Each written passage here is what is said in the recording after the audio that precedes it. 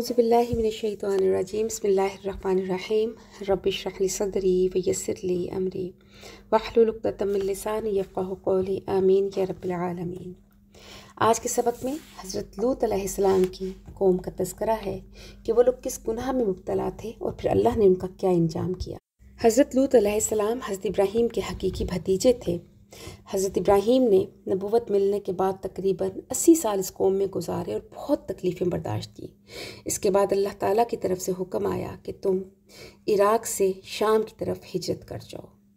یہاں پر اللہ پاک کا پیغام قبول کرنے والے صرف 3 لوگ تھے اس 80 سال کی محنت کے بعد، حضرت لوط علیہ السلام، حضرت سارہ، حضرت ابراہیم کی اہلیہ اور حضرت ابراہیم۔ پھر اللہ پاک نے ان کو تینوں کو حکم دیا کہ تم عراق سے شام کی طرف ہجرت کر جاؤ اور دمشق میں لوگوں کو تبلیغ کرو۔ راستے میں کسی جگہ پر حضرت لوط علیہ السلام کو نبوت عطا ہوئی اور حکم ہوا کہ تم صدوم شہر میں جاؤ اور ان کو تبلیغ کرو۔ صدوم شہر بہت بڑا تھا اور آج کل اس کی جگہ بحر میت ہے۔ اس علاقے کی خوبی یہ تھی کہ یہ بہت زیادہ زرخیز تھا اور بہت زیادہ پیداوار ہوا کرتی تھی یہاں۔ بجائے کہ یہ لوگ اللہ کی نعمتوں کا شکر ادا کرتے، یہ لوگ اللہ کی نافرمانی میں مبتلا ہو گئے۔ یہ لوگ لواطت میں مبتلا تھے۔ لواطت ایسے فعل کو کہتے ہیں کہ جب مرد عورت کے بجائے مرد سے ہی اپنی شہوت کو پورا کرے۔ ابن عساکر میں حضرت ابن عباس سے ایک روایت ہے کہ جس چیز نے انہیں عورتوں کے بجائے مردوں سے کام کرنے پہ ابھارا وہ یہ تھا کہ ان کے علاقے میں، ان کے باغات میں پھلوں کی اور اناج کی بہت زیادہ پیداوار ہوا کرتی تھی، حتیٰ کہ راہ چلتے رستوں پر بھی پھل ہوا کرتے تھے۔ ارد گرد کے علاقوں کو جب قحط اور پھلوں کی کمی کا سامنا کرنا پڑتا تو وہ ان کے علاقے کا رخ کرتے، تو انہوں نے مشورہ کیا کہ کس طریقے سے ان کو اپنے علاقے میں آنے سے روکا جائے۔ تو شیطان نے ان کے ذہن میں طریقہ ڈالا کہ جو بھی مرد اس علاقے کا رخ کرے اس کو پکڑ لو، اس کے ساتھ قوم لوط والا فعل کرو تاکہ وہ دوبارہ یہاں پر نہ آئے۔ حضرت مولانا حفظ الرحمن سیوہاروی رحمۃ اللہ قوم لوط کے احوال کے سلسلے میں لکھتے ہیں کہ لوط علیہ السلام نے جب صدوم میں آ کر قیام کیا تو دیکھا کہ یہاں کے باشندے بہت زیادہ گناہوں میں مبتلا تھے اور اس قدر مبتلا تھے کہ دنیا میں اس کی مثال نہیں ملتی۔ کون سا گناہ تھا جو ان میں موجود نہیں تھا، اور کوئی ایسی خوبی نہیں تھی جو کہ ان میں پائی جاتی۔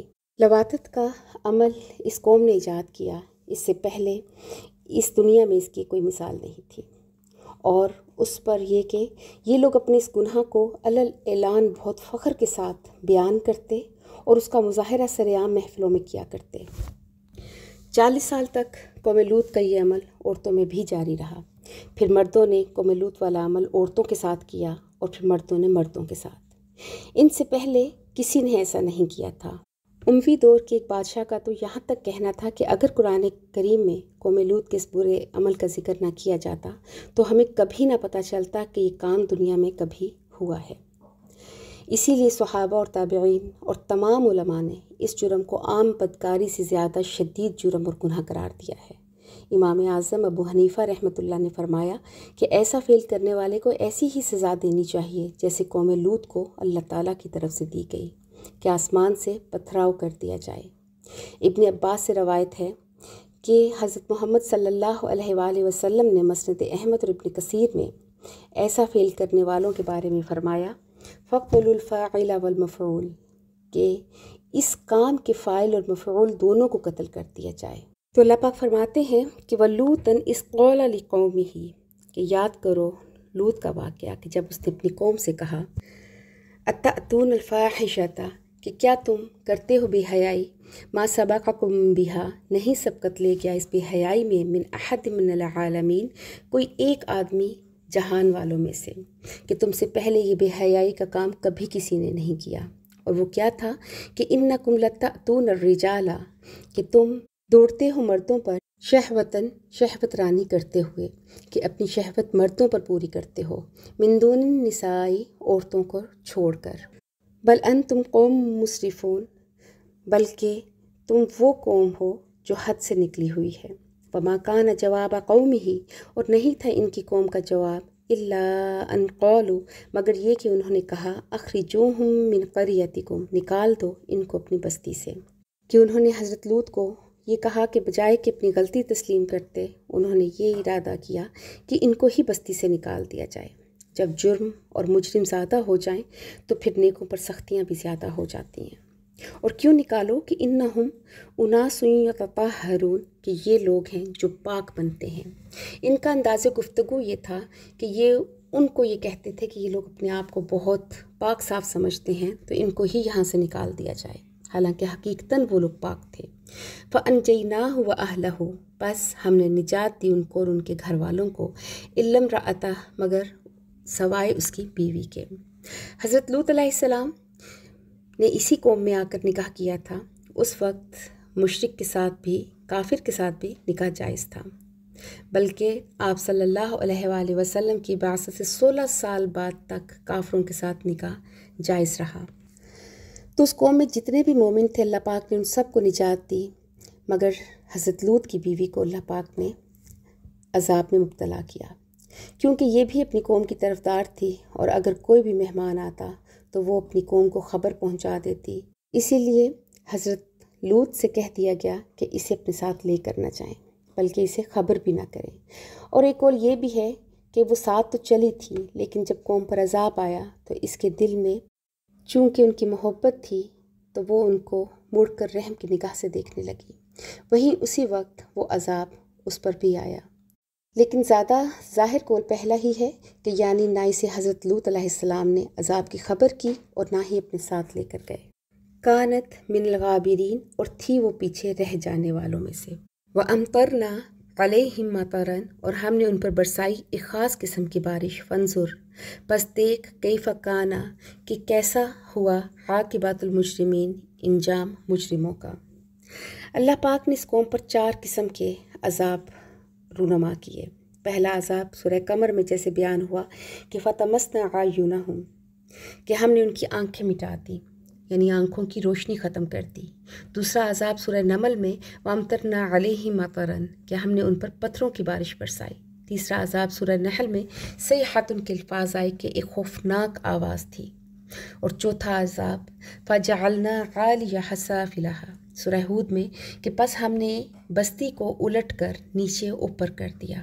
اس مقام پر 10 میل کا بحیرہ مردار آج بھی موجود ہے، کہ جہاں پر کسی قسم کی کوئی بھی جاندار چیز نہیں زندہ رہ سکتی۔ حضرت محمد شفیع صاحب رحمۃ اللہ لکھتے ہیں کہ اس سے معلوم ہوا کہ اوپر سے پتھروں کی بارش بھی ہوئی اور نیچے سے زمین کے پورے طبقہ کو جبرائیل امین نے اٹھا کر الٹا پلٹ دیا، اور جن پتھروں کی بارش برسی وہ تہ بتہ تھے، یعنی ایسی مسلسل بارش ہوئی کہ ایک تہ پر دوسری تہ جمع ہو گئی، اور یہ پتھر نشان کیے ہوئے تھے۔ بعض مفسرین نے فرمایا کہ ہر ایک پتھر پر اس شخص کا نام لکھا ہوا تھا جس کی ہلاکت کے لیے وہ پھینکا گیا تھا۔ جیسے سورہ ہجر کی آیات میں اس عذاب سے پہلے یہ بھی مذکور ہے کہ فَأَخَذَتْهُمُ الصَّيْحَةُ مُشْرِقِينَ، یعنی پکڑا ان کو ایک چنگھاڑ نے سورج نکلتے وقت۔ تو معلوم ہوا کہ پہلے آسمان سے کوئی سخت آواز ایک چنگھاڑ کی صورت میں آئی، پھر اس کے بعد دوسرے عذاب آئے۔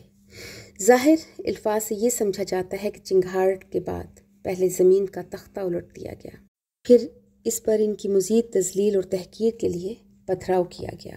اس تمام قوم کے احوال کو اور ان کے عذاب کو اتنا تفصیل سے بیان کرنے کا مقصد یہ ہے کہ آج کل ہمارے ارد گرد جو ایک معاشرہ جنم لے رہا ہے، اس میں قوم لوط کے فعل کو برائی نہیں سمجھا جاتا۔ آج کل وہ وقت ہے کہ جس میں ایسے قانون پاس کروائے جا رہے ہیں کہ مرد مرد سے شادی کر سکے اور عورت عورت سے۔ اگر آج ہم قرآن پاک کو چھوڑ دیں گے اور اس فعل کو برا سمجھنا چھوڑ دیں گے تو ہم میں اور قوم لوط کی قوم میں کوئی فرق نہیں رہے گا۔ اور تکلیف اس وقت بہت بڑھ جاتی ہے کہ جب کوئی مسلمان یہ کہتا ہے کہ ہر ایک کی اپنی لائف ہے، ہم کسی کی زندگی میں دخل اندازی نہیں کر سکتے، مگر ہماری زندگی ہماری نہیں ہے، یہ اللہ کی امانت ہے۔ اس لیے ہمیں پچھلی قوموں سے عبرت لینی ہے اور اپنے اعمال کو درست کرنا ہے۔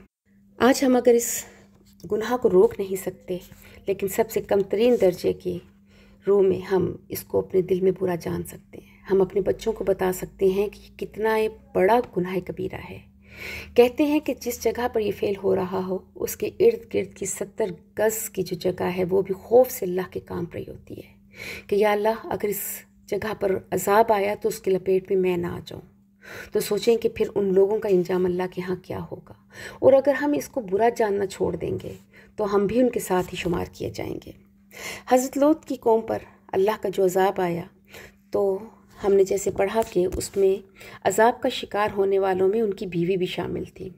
اس سے انعام اور سزا کے باب میں خدا کا بے لاگ انصاف بھی ظاہر ہوتا ہے کہ اللہ کے انصاف کے ترازو میں رشتوں اور دوستیوں کا کوئی لحاظ نہیں۔ خدا کا فیصلہ اٹل ہے۔